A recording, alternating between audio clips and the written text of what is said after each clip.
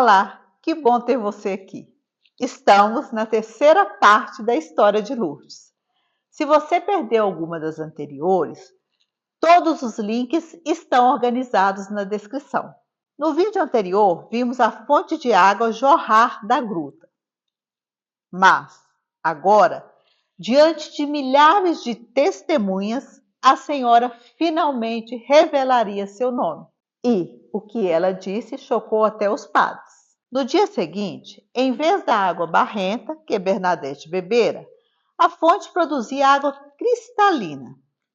Era a consequência natural da abertura de uma fonte subterrânea ou um fenômeno sobrenatural?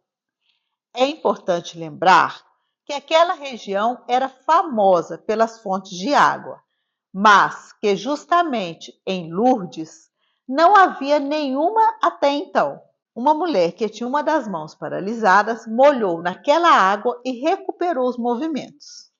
Era só o primeiro milagre na Gruta da Aparição, pois outros, a partir de então, viriam aos galões, com a mesma força da enxurrada que brotava da fonte de Bernadette. Pelas contas feitas na época, saíam dali aproximadamente 100 mil litros de água por dia. Foi em 25 de março daquele ano de 1858, quando se comemorava a visita do anjo Gabriel a Maria, anunciando que ela estava grávida de Jesus, exatamente no mesmo dia da anunciação, que o fenômeno, até então visto como não religioso pelos padres, ganhou definitivamente as cores de uma aparição de Maria. Bernadette chegou à gruta de Massabielle, decidida a ouvir da boca daquela senhora, afinal, qual era o seu nome. Pois era isso que os padres exigiam, para que reconhecessem os milagres. E era isso também o que muita gente ali queria saber. Senhora, quer ter a bondade de me dizer quem é? Por favor. Bernadette perguntou uma, duas, três vezes, até que depois de um sorriso, a senhora respondeu usando o dialeto bigordan, falado por Bernadette e por seus conterrâneos daquele pedaço do sul da França. Que soy era Imaculada Concepción. Eu sou a Imaculada Conceição. Bernadette foi da gruta até a casa do padre P. Iramali, repetindo as palavras que acabava de ouvir. Eu sou a Imaculada Conceição. Eu sou a Imaculada Conceição. E foram exatamente essas palavras que deixaram o padre extasiado, impressionado, pois a aparição de Lourdes confirmava um dogma que era muito discutido e que apenas 4 anos antes havia sido oficializado pelo Vaticano.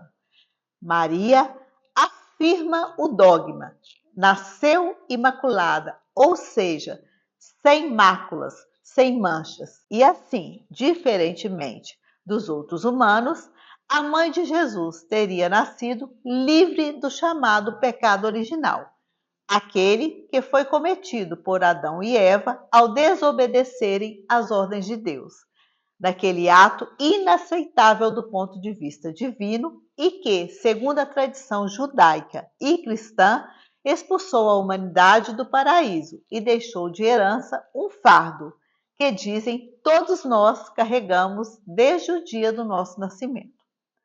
Ao que tudo indica, não era algo que Bernadette conhecia em sua fome, miséria e ignorância. E o fato de que, daquela boca simples e ingênua, habitante de um lugarejo praticamente isolado da civilização, saíssem palavras que tão veementemente confirmavam o dogma católico, sem dúvida, e isso era o que os padres agora afirmavam, era um sinal de Deus.